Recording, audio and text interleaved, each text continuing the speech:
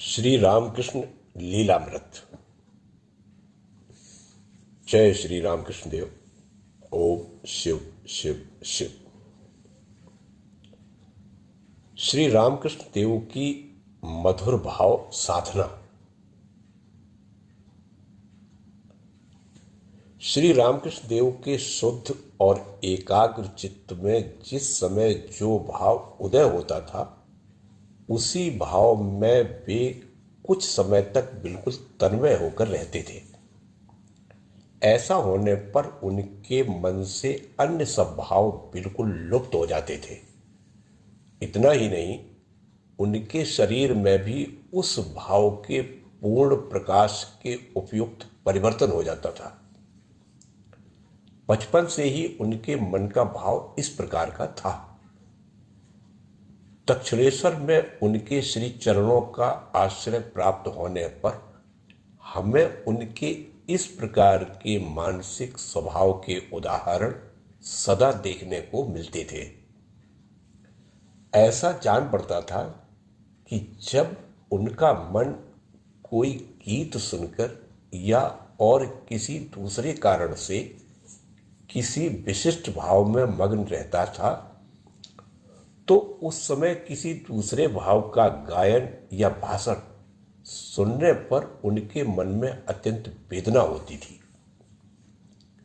यह स्पष्ट है कि किसी विशिष्ट लक्ष्य की ओर जाती हुई चित्त वृत्ति की गति को इस प्रकार अचानक रोकने से उन्हें वेदना होती थी। महामुनि पतंजलि ने एक ही भाव से भावित चित्त वृत्ति युक्त मन को ही सविकल्प समाधिस्थ मन कहा है। इसी स्थिति को भक्ति शास्त्र में भाव समाधि, भावावस्था और भावावेश नाम दिए गए हैं। साधना काल में उनका यह मानसिक स्वभाव अत्यंत विकास को प्राप्त हो गया था। उनका मन उस समय पहले के समान किसी एक विशिष्ट भाव में थोड़े समय से ही शांत नहीं होता था, वरन जब तक वे उस भाव में तन्मय रहकर उसकी अत्यंत उच्च अवस्था में अद्वैत भाव का आभास नहीं पा लेते थे, तब तक वे उसी भाव में निरंतर और सभी समय रहते थे। उदाहरण के लिए, दास्य भाव की चरम सीमा तक पहुंचे बिना उन्होंने मातृभाव की साधना नहीं की। तंत्र शास्त्रोक्त मातृभाव की साधना की अंतिम मर्यादा तक पहुंचे बिना उन्होंने वात्सल्य आदि भावों की साधना नहीं की। उनकी साधक अवस्था में सर्वत्र यही बात दिखाई देती है। जब भैरवी ब्राह्मणी का आगमन दक्षिणेश्वर में हुआ, उस समय श्री रामकृष्ण देव का मन ईश्वर के मातृभाव में तन्मय हो चुका था। संसार के सभी प्राणियों और पदार्थों में, विशेषतः सभी स्त्रियों में, उन्होंने साक्षात श्री जगदम्बा का निवास प्रत्यक्ष देख लिया था। इसीलिए उन्होंने ब्राह्मणी के वहां आते ही उसे माता कहकर संबोधन किया और स्वयं अपने को उसका बालक जानकर कभी कभी उसकी गोदी में बैठकर उसके हाथ से भोजन किया। इन बातों से उनके हृदय के भाव का स्पष्ट पता लग जाता है। हृदयनाथ कहते थे कि ब्राह्मणी उन दिनों कभी कभी ब्रज गोपिका के भाव में तन्मय होकर मधुर भावात्मक गीत गाने लगती थी। वे गाने मामा को नहीं रुचते थे, तब वे उससे उन गानों को बंद करके मात्र भावात्मक पद गाने के लिए कहते थे। यह बात श्री रामकृष्ण देव की मधुर भाव साधना के बहुत पहले की है, परंतु इससे उनकी भाव तन्मयता का पूर्ण परिचय मिलता है और यह भी स्पष्ट हो जाता है कि उन्हें एक भाव की चरम सीमा तक पहुंचे बिना दूसरा प्रिय नहीं लगता था। श्री रामकृष्ण देव के चरित्र पर विचार करने से मालूम होता है कि वे स्वयं बिल्कुल निरक्षर और शास्त्र ज्ञान से अनभिज्ञ थे, पर उन्होंने शास्त्र मर्यादा का कभी उल्लंघन नहीं किया। उन्होंने गुरु बनाने के पूर्व भी जिन जिन साधनाओं का अनुष्ठान केवल अपने हृदय की व्याकुलता की प्रेरणा से किया, वे भी कभी शास्त्र विरोधी न होकर शास्त्रानुकूल ही रही। शुद्ध, पवित्र और ईश्वर प्राप्ति के लिए व्याकुल हृदय में उठने वाली भाव तरंगें सदा वैसी होंगी ही। थोड़ा विचार करने से भी दिखेगा कि इसमें कोई विचित्रता नहीं है, क्योंकि श्री रामकृष्ण देव के समान शुद्ध और पवित्र अंतःकरण की तरंगों के दृश्य फल ही तो शास्त्र है। जब श्री रामकृष्ण देव जैसे शुद्ध, पवित्र और ईश्वर दर्शन के लिए व्याकुल निरक्षर पुरुष का कोई भी कार्य शास्त्र विरुद्ध नहीं हुआ, तो प्रत्येक कार्य के अनुष्ठान से शास्त्रोक्त सभी फल मिलते गए, तब तो इसमें शास्त्रों की प्रामाणिकता ही निश्चित रूप से सिद्ध होती है। स्वामी विवेकानंद ने इस संबंध में कहा है कि शास्त्रों में वर्णित सभी अवस्थाओं और अनुभवों की सत्यता प्रमाणित करने के लिए ही ईश्वर ने इस समय निरक्षर बनकर अवतार लिया था। श्री रामकृष्ण देव के द्वारा स्वभावतः शास्त्र मर्यादा के हेतु उन्हें भिन्न भिन्न साधनाओं के समय भिन्न भिन्न वेश धारण करने की इच्छा कैसे होती गई, यह एक बात यहां दृष्टांत स्वरूप बता देना आवश्यक होगा। वे जिस समय जिस भाव की साधना में निमग्न होते थे, उस समय उसी भाव के अनुकूल वेश धारण करने की इच्छा उन्हें स्वभावतः हुआ करती थी और उसी के अनुसार वे वैसा वेश धारण करते थे। तंत्रोक्त मातृभाव साधना करते समय वे रक्त वस्त्र, विभूति, सिंदूर, रुद्राक्ष आदि धारण करते थे। वैष्णव तंत्रोक्त भावों के समय तिलक, श्वेत वस्त्र, श्वेत चंदन, तुलसी माला आदि धारण करते थे। वेदोक्त अद्वैत भाव साधना के समय उन्होंने शिखा सूत्र का त्याग करके गेरुआ वस्त्र परिधान किया था। जिस तरह पुरुष भाव से साधना करते समय वे पुरुष वेश धारण करते थे, उसी तरह स्त्री जनोचित भाव साधना करते समय उन्होंने स्त्री वेश धारण करने में बिल्कुल आगा पीछा नहीं किया। वे बारंबार यही शिक्षा देते थे कि लज्जा, घृणा, भय और जन्म, जाति, कुल, शील आदि अष्टपाशों का समूल त्याग किए बिना ईश्वर प्राप्ति के मार्ग में कभी किसी की उन्नति नहीं हो सकती। जब मधुर भाव साधना के समय उन्हें स्त्रियोचित वेश धारण करने की इच्छा हुई, तब परम भक्त मथुर बाबू ने उनकी इच्छा जानकर उनके लिए बहुमूल्य स्त्रियोपयोगी वस्त्र मंगवा दिए तथा अनेक प्रकार के आभूषण तैयार करवा दिए। उनके लिए केशों का एक टोप भी मंगवा दिया। हमें विश्वसनीय व्यक्तियों से पता लगा है कि कुछ व्यक्तियों ने मथुर बाबू की इस भक्तिपूर्ण उदारता और श्री रामकृष्ण देव के त्याग को बदनाम करके उन्हें कलंक लगाने में उस समय कोई कसर नहीं रखी थी। परंतु मथुर बाबू और श्री रामकृष्ण देव दोनों ने ही लोगों के कहने की परवाह न करके अपने ध्येय की ओर दृष्टि रखी। इधर श्री रामकृष्ण देव के संतोष से और वे कोई भी कार्य व्यर्थ नहीं करेंगे, इस विश्वास से मथुरा नाथ को उनकी सेवा में परमानंद होता था। तो उधर सुंदर वस्त्रालंकारों से विभूषित होकर श्री रामकृष्ण देव ब्रज गोपियों के भाव में क्रमशः इतने तन्मय हो गए थे कि अपने पुरुषपन का ज्ञान उनके मन से समूल नष्ट हो गया था। उनकी बोलचाल, उनका कार्यकलाप, इतना ही नहीं, उनके विचार भी स्त्रियों के समान हो गए थे। स्वयं श्री रामकृष्ण देव के मुंह से हमने सुना है कि उन्होंने मधुर भाव साधना के समय 6 महीने तक स्त्री वेश धारण किया था। पहले बता चुके हैं कि श्री रामकृष्ण देव में स्त्री और पुरुष दोनों के भावों का अपूर्व सम्मेलन हुआ था।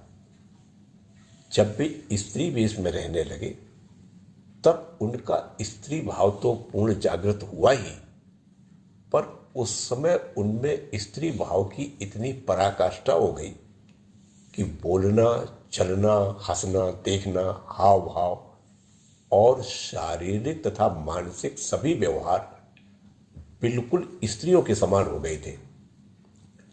यह बात हमने स्वयं श्री रामकृष्ण देव और हृदय दोनों के मुंह से सुनी है। दक्षिणेश्वर में श्री रामकृष्ण देव के चरणों का आश्रय ग्रहण करने पर हमने उन्हें विनोद से स्त्रियों का अभिनय करते अनेक बार देखा है। यह अभिनय इतना सांगोपांग और सर्वांग पूर्ण रहता था कि उसे देखकर स्त्रियां भी आश्चर्यचकित हो जाती थी। लगभग इसी समय मथुर बाबू कभी कभी श्री रामकृष्ण देव को अपने जान बाजार के बाड़े में रहने के लिए ले जाते थे। वहां बहुत दिनों से उनके काम गंधहीन पवित्र चरित्र की जानकारी सभी को हो चुकी थी और वे सदा उनको देवता के समान मानते थे। और अब तो उनका वेश और व्यवहार भी स्त्रियों के समान देखकर वे स्त्रियां उनके अद्भुत काम गंधहीन प्रेम से इतनी मुग्ध हो गई थी कि वे उनको अपने में ही से एक समझने लगी थी। उनसे व्यवहार करते समय उनको लज्जा या संकोच बिल्कुल मालूम नहीं होता था। स्वयं श्री रामकृष्ण देव के मुंह से हमने सुना है कि मथुर बाबू की लड़कियों में से किसी लड़की का पति जब 2-4 दिन अपनी ससुराल में रहने के लिए आता था, उस समय वे स्वयं उस लड़की के बालों में कंघी आदि कर देते थे। उसके सब आभूषण अपने हाथों से उसके शरीर में पहनाते थे और उसे अपने पति से बोलने तथा उसे संतुष्ट रखने की कला समझाते थे। वे उस लड़की का हाथ पकड़कर एक सखी के समान उसे उसके पति के समीप ले जाकर बैठा देते थे और वापस लौट आते थे। श्री रामकृष्ण देव कहते थे, वे लड़कियां भी मुझे अपनी सखी समझकर मुझसे बिल्कुल निसंकोच भाव से व्यवहार करती थी। हृदय कहते थे, जब मामा स्त्रियों के बीच इस प्रकार से रहते थे तब उनके नित्य के परिचित मनुष्यों के लिए भी उनको पहचानना कठिन हो जाता था। एक दिन मथुर बाबू मुझे अपने अंतःपुर में ले गए और बोले, इन स्त्रियों में तुम्हारा मामा कौन है, उसे पहचानो। मैं इतने दिनों तक उनके साथ रहा, उनकी नित्य सेवा शुश्रूषा करता रहा, किंतु उस समय मैं उन्हें नहीं पहचान सका। उन दिनों दक्षिणेश्वर में मामा नित्य प्रातः काल उठकर टोकनी देकर फूल तोड़ने जाते थे। उस समय मैंने प्रत्येक बार देखा कि स्त्रियों के समान चलते समय उनका बायां पैर ही प्रथम आगे बढ़ता था। भैरवी ब्राह्मणी कहती थी कि फूल तोड़ते समय उन्हें देखकर मुझे कई बार यही भास होता कि यह साक्षात श्रीमती राधा रानी ही है। वे फूल तोड़कर उनसे सुंदर सुंदर मालाएं गूंथते थे और श्री राधा गोविंद जी को पहनाते थे। कभी कभी तो उन मालाओं को श्री जगदम्बा को पहना देते थे और जैसे ब्रज गोपिकाएं कात्यायनी की प्रार्थना करती थी, उसी प्रकार वे भी श्री कृष्ण मुझे पति मिले ऐसी प्रार्थना गदगद हृदय से करते थे। इस तरह श्री कृष्ण का दर्शन प्राप्त करने और उन्हें पति रूप से पाने के लिए श्री रामकृष्ण देव उस समय श्री जगदम्बा की अत्यंत व्याकुल अंतःकरण से अनन्य भाव युक्त प्रार्थना करते हुए दिन बिताने लगे। रात दिन श्री कृष्ण दर्शन की एक समान धुन लगी रहती थी और श्री कृष्ण ही को पति रूप से प्राप्त करने के लिए वे अत्यंत व्याकुल होकर प्रार्थना करते थे। इसी प्रकार उनके दिन पर दिन, सप्ताह पर सप्ताह और महीने पर महीने व्यतीत होते जाते थे, पर न तो उनके मन में एक क्षण के लिए भी निराशा या अविश्वास का चिन्ह दिख पड़ता था और न उनकी व्याकुलतापूर्ण प्रार्थना में ही कभी कोई अंतर हुआ। उनके हृदय की व्याकुलता क्रमशः इतनी बढ़ गई कि उन्हें आहार, निद्रा आदि तक की सुधि नहीं रहती थी। केवल लगातार श्री कृष्ण दर्शन का ध्यान लगा रहता था।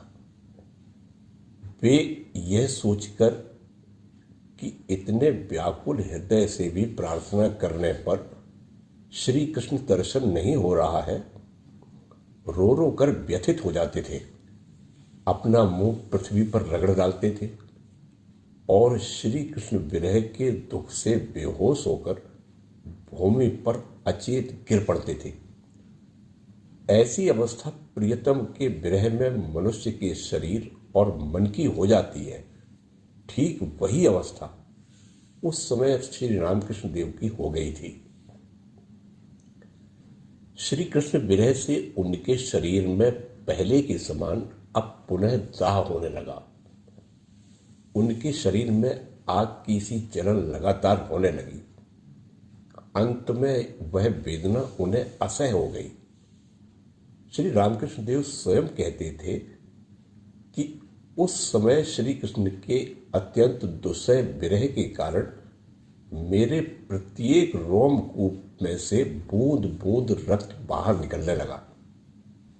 मैं जिस जगह बैठता था वहां की जमीन मेरे शरीर के दाह से जल जाती थी। शरीर की सभी संधियां शिथिल हो जाने से, सभी इंद्रियों के कार्य बंद होने पर मेरा शरीर कभी कभी सबके समान निश्चेष्ट और संज्ञा शून्य हो जाता था। शरीर के साथ नित्य जकड़े हुए तथा देह बुद्धि के सिवाय अन्य कुछ न समझने वाले हम जैसे मनुष्यों की प्रेम कल्पना यही हुआ करती है कि प्रेम एक शरीर का दूसरे शरीर के प्रति आकर्षण है।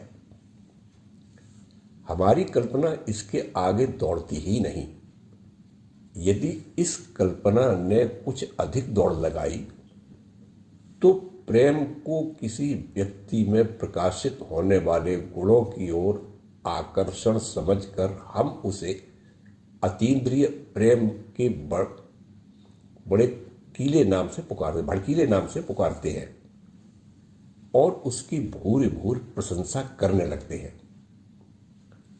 परंतु बड़ों द्वारा प्रशंसित यह अतीन्द्रिय प्रेम स्थूल देह बुद्धि और सूक्ष्म भोग लालसा से कभी अलग नहीं रहता। श्री रामकृष्ण देव के जीवन में प्रकट होने वाले यथार्थ अतीन्द्रिय प्रेम की तुलना में हमारा यह अतीन्द्रिय प्रेम कितना तुच्छ, अंतः सार शून्य और खोखला है, यह तुरंत दिख जाता है। भक्ति शास्त्र का कहना है कि यथार्थ अतीन्द्रिय प्रेम की पराकाष्ठा केवल एक ब्रजेश्वरी श्रीमती राधा को छोड़कर अन्य किसी के भी जीवन में आज तक देखने में नहीं आई। लज्जा, घृणा, भय को छोड़कर लोक भय और समाज भय की परवाह न करके जाति, कुल, शील आदि सभी बाह्य संसार बंधनों को पूर्णता भूलकर, इतना ही नहीं वरन स्वयं अपनी देह और सुख के विषय में पूर्ण उदासीन होकर भगवान श्री कृष्ण के ही सुख में अपना सुख अनुभव करने वाले किसी दूसरे व्यक्ति का उदाहरण भक्ति शास्त्र में नहीं मिलता। भक्ति शास्त्र में कहा गया है कि श्रीमती राधा की कृपा हुए बिना इस प्रेम का लाभ अंततः भी किसी को नहीं हो सकता और उसे श्री कृष्ण का दर्शन भी प्राप्त नहीं हो सकता, क्योंकि श्रीमती राधा के काम गंधहीन दिव्य प्रेम द्वारा भगवान श्री कृष्ण स्थायी रूप से बंध गए हैं और उन्हीं की इच्छा अनुसार वे भक्तजनों के मनोरथ पूर्ण करते हैं। मन में निष्काम प्रेम की सजीव मूर्ति श्रीमती राधा के समान प्रेम उत्पन्न हुए बिना ईश्वर पति रूप से किसी को नहीं मिल सकता है और न उसे इस दिव्य प्रेम की माधुरी का अनुभव ही हो सकता है। यद्यपि श्री कृष्ण के प्रति ब्रजेश्वरी श्री राधा के दिव्य और अदृष्टपूर्व प्रेम का वर्णन श्री सुखदेव जैसे आत्मानंद में मग्न रहने वाले परमहंस श्रेष्ठ मुनिवरों ने कई बार किया है, तथापि भारतवर्ष में साधारण लोग उस प्रेम का अपने जीवन में प्रत्यक्ष अनुभव करने का ढंग बहुत दिनों तक नहीं समझे थे। गौड़ देशीय गोस्वामी लोगों का मत है कि लोगों को यह बात सिखाने के लिए ही श्री भगवान को श्रीमती राधा के साथ एक ही शरीर में अवतार देना पड़ा। वही यह अंतः कृष्ण बहिर्गौर अथवा राधा से प्रकट होने वाला और लोगों के सामने मधुर भाव का पूर्ण आदर्श रखने वाला श्री गौरांग या श्री कृष्ण चैतन्य देव का अवतार है। उन्होंने यह भी लिखा है कि श्री कृष्ण प्रेम की तीव्रता से श्री राधा रानी के शरीर और मन में जो लक्षण और विकार उत्पन्न होते थे वे सब पुरुष शरीरधारी श्री गौरांग में भी उनकी अपार ईश्वर भक्ति के कारण दिख पड़ते थे। इसी कारण श्री गौरांग को श्रीमती भी कहा जाता है। इस प्रकार अतीन्द्रिय दिव्य तथा निष्काम प्रेम की अत्युच्च अवस्था को प्राप्त दूसरे उदाहरण श्री गौरांग देव हैं। श्री रामकृष्ण देव श्रीमती राधा की कृपा के बिना श्री कृष्ण दर्शन असंभव जानकर उन्हीं की उपासना में मग्न हो गए और अपने हृदय की व्याकुलता उनके चरणों में निवेदन करने लगे। ऐसी तन्मयता में कुछ दिन बीतने पर उन्हें श्री राधा का दर्शन हुआ और उन्होंने पहले के अन्य देव देवियों के समान श्री राधा को भी अपने शरीर में प्रविष्ट होते देखा। वे कहते थे, श्री कृष्ण प्रेम में अपना सर्वस्व स्वाहा करने वाली अनुपम पवित्रोज्वल मूर्ति की महिमा और उसके माधुर्य का वर्णन करना असंभव है। श्रीमती की कांति नागकेसर पुष्प के पराग के समान गौर वर्ण थी।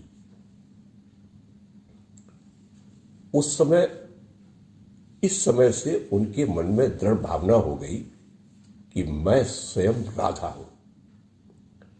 श्रीमती के ध्यान और सतत चिंतन के प्रभाव से श्री रामकृष्ण देव को अब उन्हीं के भाव में बिल्कुल लीन हो जाने के कारण उन्हें अपने पृथक अस्तित्व का भी समूल विस्मरण हो गया। उनका मधुर भावजन्य ईश्वर प्रेम इतना अधिक बढ़ गया कि श्री राधा और उनकी अवस्था एक हो गई। उनमें उपरोक्त दर्शन से श्रीमती राधा और श्री गौरांग के मधुर भाव की पराकाष्ठा से उत्पन्न होने वाले महाभाव के सभी लक्षण दिखाई देने लगे। वैष्णव आचार्यों के ग्रंथों में महाभाव के लक्षणों का विस्तार पूर्वक वर्णन है। वैष्णव तंत्र में प्रवीण भैरवी ब्राह्मणी तथा वैष्णव चरण आदि शास्त्रज्ञ साधकों ने श्री रामकृष्ण देव में सभी महाभाव के लक्षणों को देख आश्चर्यचकित होकर और उन्हें अवतार जानकर उनकी स्तुति की। इस बात की चर्चा करते हुए श्री रामकृष्ण देव ने हमसे कई बार कहा है कि 19 प्रकार के भाव एक ही जगह प्रकाशित होने से उसे महाभाव कहते हैं। ऐसा भक्ति शास्त्र में कहा है। जन्म भर साधना करके साधक अधिक से अधिक 1-2 भावों में सिद्धि प्राप्त कर सकते हैं। अपनी ओर उंगली दिखाकर यहां तो एक ही आधार से 1900 भाव एक जगह पूर्ण रूप से प्रकाशित हैं। ऊपर बता चुके हैं कि श्री रामकृष्ण देव के शरीर में प्रत्येक रोमकूप से उस समय श्री कृष्ण विरह की दारुण यातनाओं के कारण बूंद बूंद रक्त बाहर निकलता था। स्त्रीत्व की भावना उनके रोम रोम में इस प्रकार भिड़ गई थी कि मैं पुरुष हूं, यह विचार उनके मन में स्वप्न में भी नहीं आता था और उनके शरीर और इंद्रियों के सभी कार्य स्त्री शरीर के समान ही होने लगे। महाभाव में ऊपर बताए अनुसार कामात्मिका और संबंधात्मिका दोनों प्रकार की भक्ति के 1900 अंतर विभागों का एकत्र समावेश होता है। श्री रामकृष्ण देव ने यहां पर इसी का निर्देश किया है। उनके ही मुंह से हमने सुना है कि स्वाधिष्ठान चक्र वाले भाग के सभी रोमकूपों से उन दिनों प्रतिमास नियत समय पर शोणित श्राप होता था और वह स्त्रियों के समान 3 दिनों तक जारी रहता था। उनके भांजे हृदयनाथ ने हमें बताया है कि ये सब बातें मेरी आंखों की देखी हुई है। उन दिनों वे पहने हुए वस्त्र को दूषित होने से बचाने के उद्देश्य से कौपीन धारण करते थे, यह भी मैंने देखा है। वेदांत शास्त्र का सिद्धांत है कि मनुष्य का मन ही उसके शरीर को तैयार करता है। वह तीव्र वासना और इच्छा की प्रबलता से जीवन में प्रतिक्षण बदलता रहता है।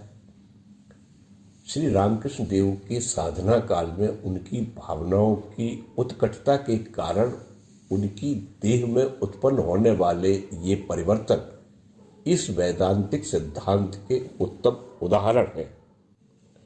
श्री रामकृष्ण देव और पूर्वकालीन ऋषियों के आध्यात्मिक अनुभवों तथा उपलब्धियों की तुलना करके ही पद्मलोचन आदि प्रसिद्ध पंडित कहते थे, आपके अनुभव और आपकी उपलब्धियां वेद पुराणों को पीछे छोड़कर और भी आगे बढ़ गई हैं। उन्हें श्रीमती राधा का दर्शन और उनकी कृपा प्राप्त होने के बाद ही सच्चिदानंद घन भगवान श्री कृष्ण के दर्शन का भी शीघ्र ही लाभ हुआ। वह श्री कृष्ण मूर्ति नित्य के समान उनके शरीर में प्रविष्ट हो गई। इस दर्शन के 2-3 महीने बाद दक्षिणेश्वर में परमहंस तोतापुरी का आगमन हुआ। उनकी देख रेख में श्री रामकृष्ण देव वेदांतोक्त अद्वैत भाव की साधना में निमग्न हुए।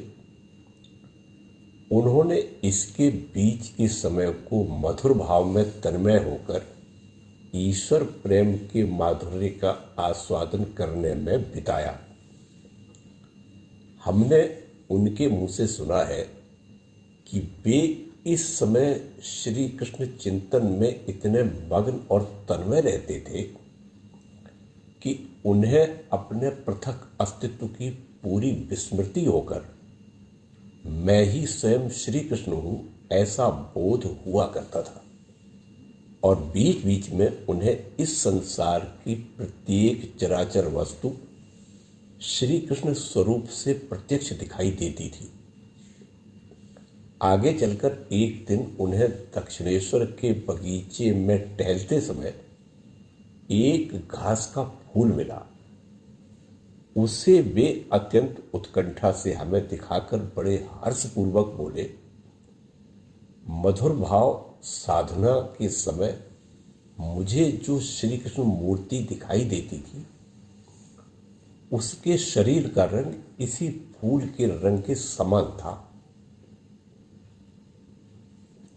यौवन के आरंभ में वे कामारपुकुर में थे। उसी समय से उनके अंतःकरण में प्रकृति भाव की प्रबलता के कारण उन्हें कभी कभी यही इच्छा हुआ करती थी कि ब्रज गोपियों ने स्त्री शरीर पाकर अपने उत्कट प्रेम से सच्चिदानंद श्री कृष्ण को पति रूप से पाया था। इससे उन्हें ऐसा लगता था, यदि मैं स्त्री होता तो उन गोपियों के समान श्री कृष्ण की पति भाव से भक्ति करके मैं भी उन्हें प्राप्त कर लेता। मेरा यह पुरुष शरीर श्री कृष्ण प्राप्ति के मार्ग में एक जबरदस्त बाधा है। उन्हें ऐसा लगता था, यदि भविष्य में पुनः जन्म लेने की बारी आ जाए तो किसी ब्राह्मण के घर में अत्यंत रूपवती दीर्घकेशी बाल विधवा का जन्म लूंगा और श्री कृष्ण के सिवाय अन्य किसी को भी पति नहीं समझूंगा।